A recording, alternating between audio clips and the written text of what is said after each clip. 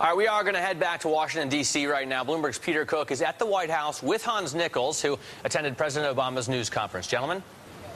Yeah, thanks very much, Matt. Busy day here in the White House with the president's news conference. My colleague Hans Nichols inside that news conference got a chance to actually ask a question. The president calling on you, Hans, and talk to him about the economy, ask him about the economy. Once again, this president repeating double-digit unemployment is his expectation. You asked him about the need for a second stimulus. What did you make of his response? Well, his response was basically a wait-and-see response. He wants to see how this one is working. Although he did suggest that, unemployment could creep a little bit higher than 10%. When we tried to pin him down on that, he said he doesn't have a crystal ball. Of course, it was his own economist that said it would be at 8% if the stimulus package, it wouldn't cross 8% if the stimulus package was passed. So the president really has to do two things here. One, he has to signal to the American people that he understands their suffering, but he also has to reassure markets on this. He has to reassure Wall Street that things are moving again, that the credit gears are turning.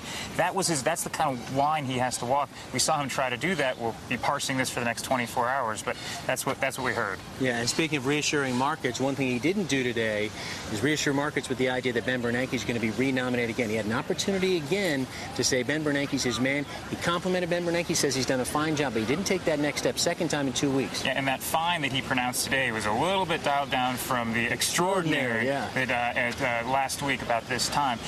Again, with Bernanke, he's very conscious that he doesn't want to make news and something like that. When they have the announcement on that, they will have a way to roll that out.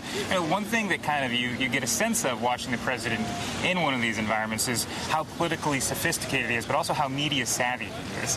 He knows what's going to pop. He knows what's going to land on the front page. He also knows when he makes a statement, and if he's gone too far, you can see him walking it back sometime, and you can really almost watch him think up there as he's trying to calibrate his response. On the Fed stuff, though, I mean, the one person that was listening to that as much as Ben Bernanke was Larry Summers.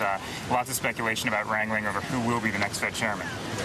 Matt, I know you want to ask Hans a question as well? Yeah, I wanted to just jump in there and ask, your take on would Obama actually change the Fed chairman? Because no president has done that when he's already been in the swing of things in his first term in, I guess, 30 years. Yeah, the White House is keeping this, what we call here internally, a very close hold, Matt. They don't really want to tip their hand one way or the other. It's almost at the level of secrecy of a Supreme Court nomination. The Supreme Court nomination, you have Washington all aflutter, but with something like a Fed chairman, you're going to see the markets react, and so they're very sensitive to that. We know that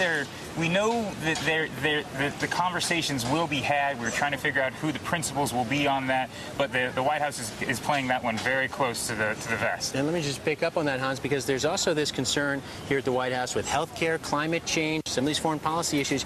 You introduce another thing into the mix right now. Again, there's the risk that takes away attention of Congress, takes away the attention of the American people on some of these other issues?